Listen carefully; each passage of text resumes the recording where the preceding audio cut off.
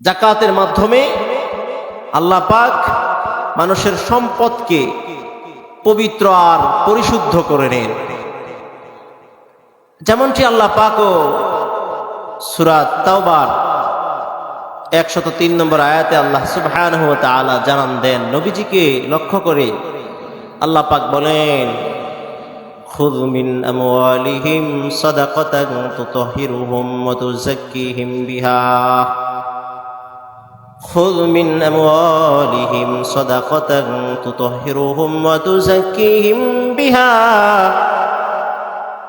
আল্লাহ সুবহানাহু ওয়া তাআলা বলেন, ওগো আমার হাবিব, আপনি তাদের থেকে যাকাত গ্রহণ করুন, সদকা তথা যাকাত গ্রহণ করুন, তাদের সম্পদ থেকে যাকাত গ্রহণ করুন, যার দ্বারা আপনি তাদেরকে পরিশুদ্ধ আর পবিত্র করতে পারেন। আল্লাহ পাক বলেন, সাল্লি আলাইহিম, তাদের জন্য দোয়া করুন, ইন্না সালাতাকা সাকানুল লাহুম, নিশ্চয় আপনার দোয়া তাদের জন্য প্রশান্তির কারণ হবে। সুবহানাল্লাহ। আল্লাহ পাক সূরা তাওবার এই আয়াতে জানান দেন, যাকাতের মাধ্যমে মানুষের মাল সম্পদ পবিত্র আর পরিশুদ্ধ হয়। সম্পদের মাঝে যদি কোনো অপবিত্রতা কোনো কিছু চলে আসে, আল্লাহ পাক যাকাতের মাধ্যমে মানুষের সম্পদকে পবিত্র করে দেন। সেটাই আল্লাহ পাক জানান দিয়েছেন। যাকাত এটা দেওয়ার জন্য আল্লাহ পাক আদেশ করেছেন। যাকাতের মাধ্যমে আল্লাহ পাক সম্পদকে মানুষকে পবিত্র করেন, পবিত্র করার সাথে সাথে বহুগুণ বৃদ্ধি করে দেন। যদি আমরা বুঝি টাকা পয়সা কমে যায় যাকাত দিলে, কিন্তু আল্লাহ পাক জানান দেন, যাকাত দিলে তোমার সম্পদ বহুগুণ বৃদ্ধি পায়। সুদে আমরা দেখি টাকা বৃদ্ধি পায়, কিন্তু আল্লাহ বলেন না, বৃদ্ধি পায় না, যাকাত দিলে বৃদ্ধি পায়। সূরা রুম আয়াত নম্বর 39 আল্লাহ পাক বলেন, ওয়ামা আতাইতুম মির রিবাল লিয়ারবুয়া ফি আমওয়ালিন নাস ফালা ইয়ারবু ইনদাল্লাহ। আল্লাহ পাক বলেন, তোমরা মানুষকে যে সুদ দাও মানুষের সম্পদে বৃদ্ধি পাওয়ার জন্য, সম্পদ বাড়বে এই জন্য তোমরা সুদ গ্রহণ করো। আল্লাহ পাক বলেন, ফালা ইয়ারবু ইনদাল্লাহ, তোমরা জানো যে আল্লাহ তাআলার নিকট এই সুদের টাকা বৃদ্ধি পায় না। তোমাদের চোখে দেখা যায় টাকা বৃদ্ধি পায়, কিন্তু টাকা বৃদ্ধি পায় না। তারপরে এই আয়াতে আল্লাহ পাক আরো বলেন, ওমা আতাইতুম মিন যাকাতিন তুরিদুনা ওয়াজহাল্লাহ, আর যারা আল্লাহ পাকের সন্তুষ্টির লক্ষ্যে যাকাত প্রদান করে, দান খয়রাত করে, সদকা করে, আল্লাহ পাক বলেন তাদের সম্পদ বৃদ্ধি পায়। সুবহানাল্লাহ। তাহলে দানে সম্পদ বৃদ্ধি পায় আর সুদে সম্পদ বৃদ্ধি পায় না। এই কথাটা কার? সবাই বলেন, কথাটা কার? আপনি মসজিদে দান করবেন, আপনার সম্পদ বৃদ্ধি করে দিবেন কে? আপনার উপর যাকাত ফরজ হয়েছে, যাকাত আদায় করবেন, সম্পদ বৃদ্ধি করবেন কে? এটা আল্লাহর কথা। আল্লাহ বলেন, ফাউলাইকা হুমুল মুযআইফুন, তারা কেমন পাবে? বহুগুণ, তাদের সম্পদ বৃদ্ধি হয়ে যাবে, বহুগুণ পাবে। এক গুণ, দুই গুণ, দ্বিগুণ, কোথাও বলা হয়েছে দ্বিগুণ, কোথাও বলা হয়েছে বহুগুণ তারা পেয়ে যাবে। তার মানে আপনি মসজিদে 1 লাখ টাকা দিবেন, তার বহুগুণ পাবেন। যাকাত ফরজ হয়েছে, যাকাত আদায় করবেন, তার বহুগুণ পাবেন। হয়তোবা আমাদের যে চোখে যে চশমা দিয়েছে, ওই চশমায় আমরা দেখতেছি না টাকা বাড়ছে। আমরা মনে করছি পকেটে যত বেশি ধরে রাখবো, ব্যাংক ব্যালেন্স যত বেশি করব, তাই বাড়ছে না। আল্লাহ বলছেন না, যারা দিবে তাদেরটা বাড়বে। তাদেরটা কি হবে? কেন দিব না? এটা আদেশ টাকার, যাকাত দেওয়া, দান করা, এটার আদেশ কে করেছে? সূরা বাকারা 110 নম্বর আয়াত আল্লাহ পাক বলেন, ওয়াকিমুস সালাতা ওয়া আতুজ যাকাহ, তোমরা সালাত কায়েম করো, যাকাত প্রদান করো। আমরা যে আয়াতের মাধ্যমে সালাত ফরজের কথা বলি, আল্লাহ পাক সেই আয়াতে যাকাত ফরজের কথা বলেছেন। সূরা নূর আয়াত নম্বর 56 আল্লাহ পাক বলেন, ওয়াকিমুস সালাতা ওয়া আতুজ যাকাতা ওয়া আতিউর রাসূল লাআল্লাকুম তুরহামুন।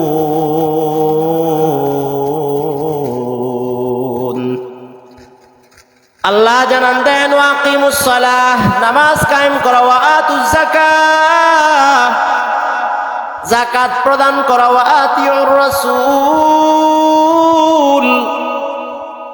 রাসূলকে ইতাআত করো, অনুসরণ করো, রাসূলের সুন্নাহ মতো, রাসূলের জীবনের মতো তোমরা জীবন গড়ো। লাআল্লাকুম তুরহামুন, তাহলেই তোমরা রহমত প্রাপ্ত হবে, তোমরা সফল কাম হবে। এই জন্য মোহতারাম হাজিরিন, যাকাত দেওয়া এটার মাধ্যমে সম্পদ বৃদ্ধি পায়। আর এটা এমন একটা ইবাদত যেটা সরাসরি আল্লাহ পাক আদেশ করেছেন। যাকাত দেব কারণ আল্লাহর আদেশ। কার আদেশ? সম্পদ যিনি আমাদেরকে দিয়েছেন, দয়া করে সেই সম্পদ থেকে আমরা ব্যয় করব। আপনাকে যদি কেউ কিছু দেয় আর যদি বলে, মানা এখান থেকে তুমি খরচ করো, এখান থেকে তুমি অমুক অমুক কাজ করো, বলেন আপনি কি ওই কাজটা করবেন না? কথা বলেন। সবাই কিন্তু নিচের দিকে তাকায় রয়েছেন, উপরের চোখ তোলেন, নিচের দিকে তাকালে শীতকাল ঘুম আসবে, হয়তো ঘুম চলে আসতেছে। সবাই উপরে তাকায় কিছুক্ষণের জন্য বসে কথাটা বুঝবেন। আপনাকে একজনে 1 লক্ষ টাকা দিছে, মসজিদে দিবা 10,000, এখানে দিবা 10,000, তুমি 5,000 নিবা, এই করবা সেই করবা, বলেন আপনি কাজ করবেন? আপনাকে দিবেন না? যা যা বলে দিবেন না? এই আপনার কাছে 10 লক্ষ টাকা আছে, 5 লক্ষ টাকা আছে, 2 কোটি টাকা আছে, এই টাকাটা দিছেন কে? কিছু বলেন নাই? আল্লাহ বলছে আল্লাহ যে আপনাকে সম্পদ দিয়েছেন, এই সম্পদ দিয়েও কিছু কথা বলেছেন। তো যে বলছেন আল্লাহর কথা, আপনার দুনিয়ার মানুষ আপনাকে একজনে বলল, আপনি ওই কাজটা করলেন, কিন্তু আল্লাহ স্বয়ং স্রষ্টা যিনি, তিনি আপনাকে বলছেন এই টাকাটা দিলাম, তোমাকে আমি এত কোটি সম্পদের মালিক বানাইলাম, তবে এই কাজ করবা। বলেন এই কাজটা কি আমরা করি? যেমন আল্লাহ বলছে, কি বলে দেখেন, সূরা বাকারা 256 নম্বর আয়াত। আল্লাহ পাক বলছেন, কাদেরকে বলছে দেখেন, তাদের ভিতরে আপনারা পড়েন কিনা। আল্লাহ বলেন, ইয়া আইয়ুহাল্লাযীনা আমানু আনফিকু মিম্মা রাযাকনাকুম মিন ক্বাবলি আন ইয়াতিয়া ইয়াউমুন লা বাইউন ফীহি ওয়ালা খুল্লাতুন ওয়ালা শাফাআহ ওয়াল কাফিরুনা হুমুয যালিমুন। ইয়া আইয়ুহাল্লাযীনা আমানু, হে ঈমানদারেরা, বলেন ঈমানদার কারা? আমরা, হাই খোদা, ঈমানদার কারা? তাদের কাদেরকে বলছে? তো গুমান কা বলবেন না, আমরা। ঈমানদার কারা? আল্লাহ, এতদিন তো দেখলাম কত আওয়াজ, আপনি আজকে আওয়াজ নেই কেন? মাত্র কালকে না শেষ করছেন, কি বলেন? আপনাদের আওয়াজ কম ছিল, আজকে তো আওয়াজ নাই। ঈমানদার কারা? হ্যাঁ, আল্লাহ বলেন, ইয়া আইয়ুহাল্লাযীনা আমানু, হে ঈমানদাররা, আনফিকু মিম্মা রাযাকনাকুম, আমি আল্লাহ যে সম্পদ তোমাদেরকে দিয়েছি তা থেকে তোমরা ব্যয় করো। বলেন সম্পদ আমাদেরকে দিয়েছেন কে? আল্লাহ বলছেন তা থেকে তোমরা ব্যয় করো। ব্যয় করার কথা আল্লাহ পাক বলেছেন। কোন দিন আসার আগে ব্যয় করবা? মিন ক্বাবলি আন ইয়াতিয়া ইয়াউমুন লা বাইউন ফীহি ওয়ালা খুল্লাতুন ওয়ালা শাফাআহ। আল্লাহ পাক বলেন, ওই দিন আসার পূর্বে তোমরা আমি যে সম্পদ দিয়েছি সেখান থেকে আমি যেখানে যেখানে ব্যয় করতে বলি সেখানে সেখানে ব্যয় করো। ওই দিন আসার পূর্বে, যেদিন তোমাদের বেচা কিনা, ব্যবসা বাণিজ্য, বন্ধুত্ব, সুপারিশ কোনো কাজে আসবে না ওই দিন আসার পূর্বে। বলেন ওই দিন কোন দিন? ওই দিন কোন দিন? কিয়ামতের দিন। ওই দিন কোন দিন?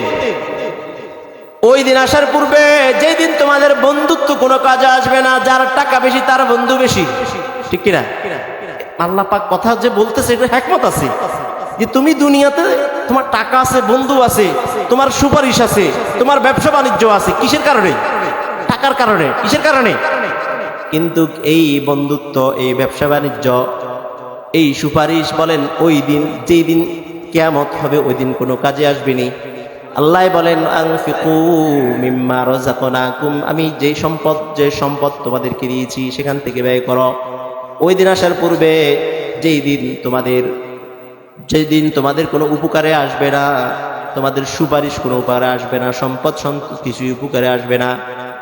সুতরাং ওই দিনের আসার পূর্বেই আল্লাহ পাক আমাদেরকে ব্যয় করার কথা বলেছেন। কি?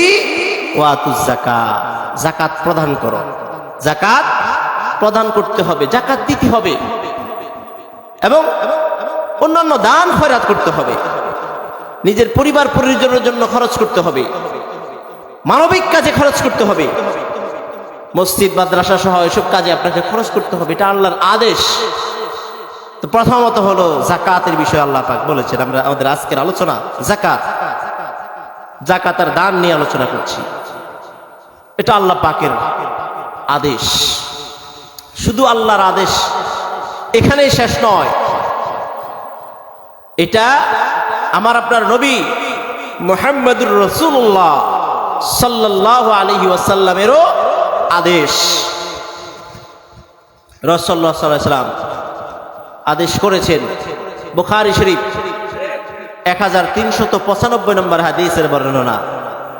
عن ابن عباس رضي الله تعالى عنه قال قال رسول الله صلى الله عليه وسلم عن ابن عباس رضي الله تعالى عنه নবীজির সাহাবী হযরত ইবনে আব্বাস রাদিয়াল্লাহু তাআলা বর্ণনা করেন আন্না নবী সাল্লাল্লাহু আলাইহি ওয়াসাল্লাম بعث معاذا رضي الله تعالى عنه الى اليمن।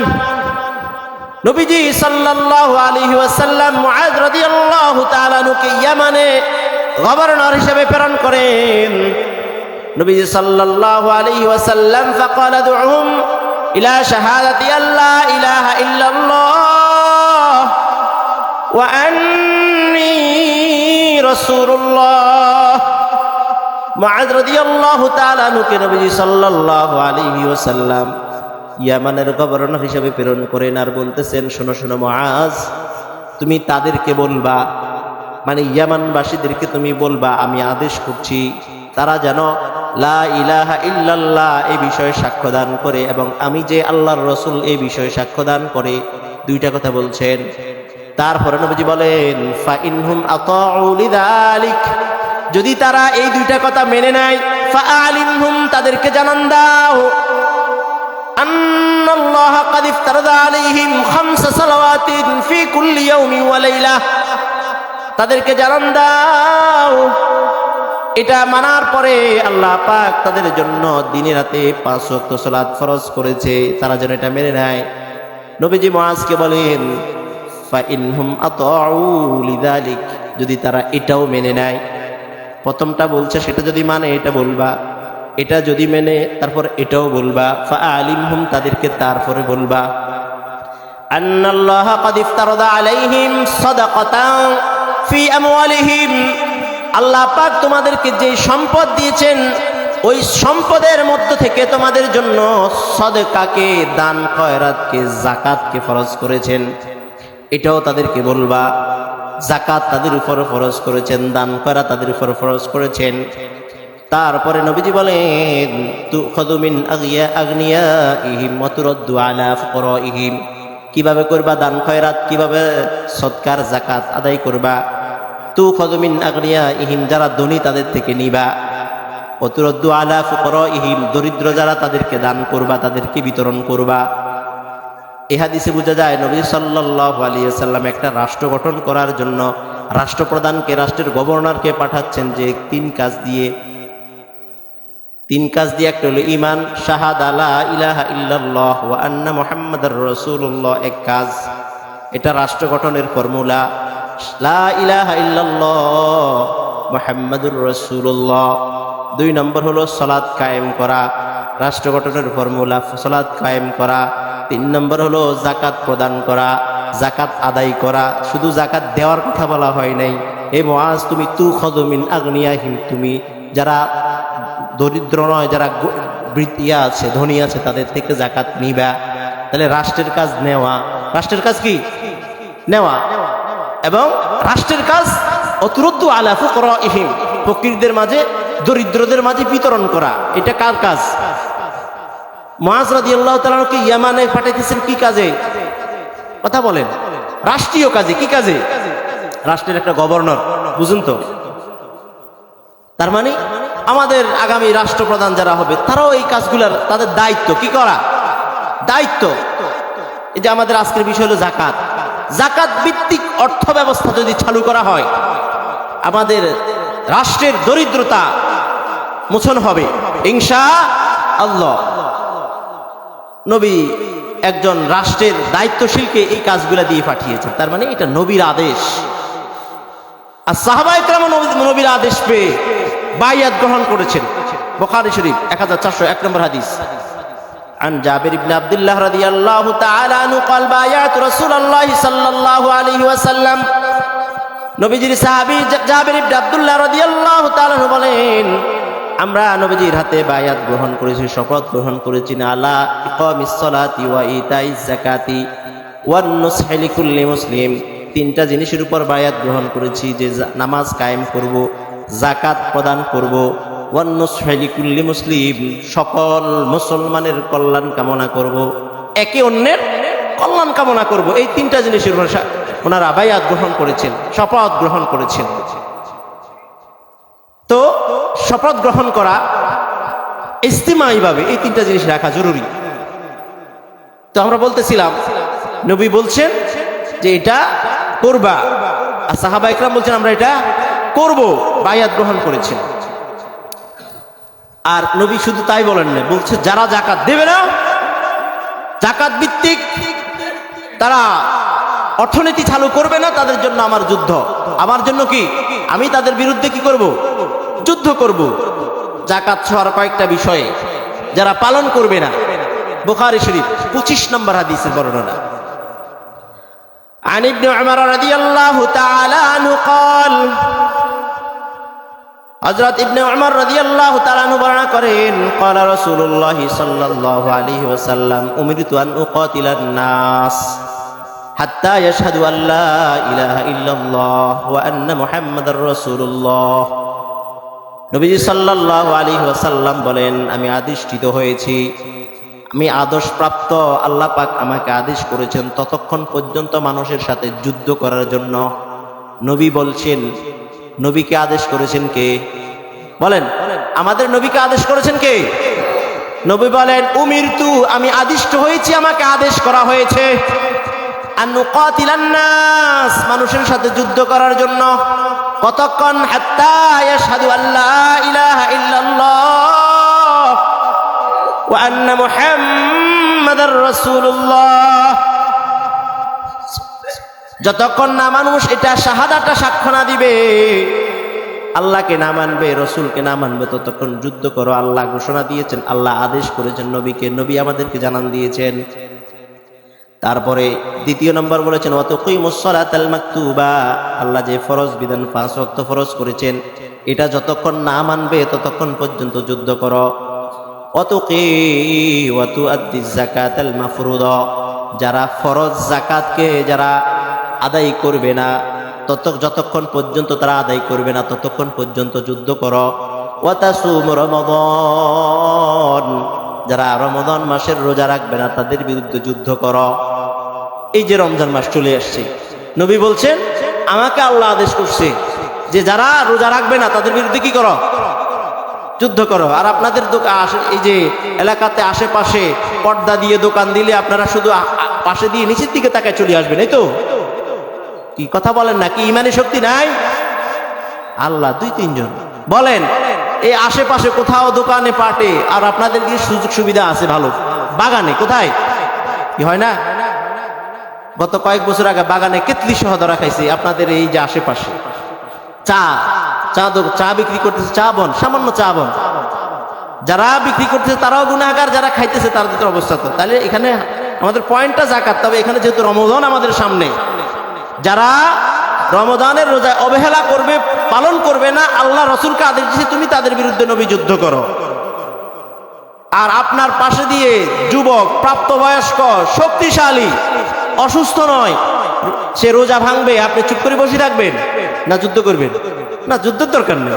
এখন সেটা রাষ্ট্র ক্ষমতা নয় আপনার যুদ্ধ, জাস্ট আপনি মুখে প্রতিহত করবেন, এই এটা করবা না। হ্যাঁ, আপনার যদি ক্ষমতা থাকে সেই সময় হলো ভিন্ন বিষয়। আপনার ছেলে করতেছে, তাহলে আপনার ক্ষমতা আছে, আপনার ছেলেকে আপনার অবশ্যই শাসন করতে পারেন, আপনার ফ্যামিলির কেউ আপনার অবশ্যই শাসন করতে পারেন, কিন্তু ফ্যামিলির কেউ নাও, সর্বোচ্চ মুখে তো বলা যায়, কি বলেন? অথবা আপনারা সামাজিক বাবদ একটা সিস্টেম করা যায়, না আমাদের সমাজে এরকম করতে আমরা দিব না, এটা সমাজের, আমরা সমাজে এটা করতে দিব না, এটা তো করা যায়। যাই হোক, আমি বলতেছিলাম জাকাতের বিষয়। যারা জাকাত দেবে না তাদের বিরুদ্ধে নবী সাল্লাল্লাহু আলাইহি সাল্লাম যুদ্ধ ঘোষণা করেছেন, যুদ্ধ ঘোষণা করেছেন। আর আজকে তো আমরা শতকরা কত পার্সেন্ট মানুষ জাকাত দেয়? রাষ্ট্রীয়ভাবেও যদি, ওই যে বললাম মুআয রাদিয়াল্লাহু তাআলা আনহু, নবী সাল্লাল্লাহু আলাইহি সাল্লাম রাষ্ট্রীয় কাজে পাঠাইছেন, এই জাকাতের অনেকগুলো কাজের মধ্যে জাকাতের একটা আছে। এটা যদি উদ্যোগ নেওয়া হয়, দরিদ্ররা যারা আছে তাদের থেকে দরিদ্রতা মোচন হবে।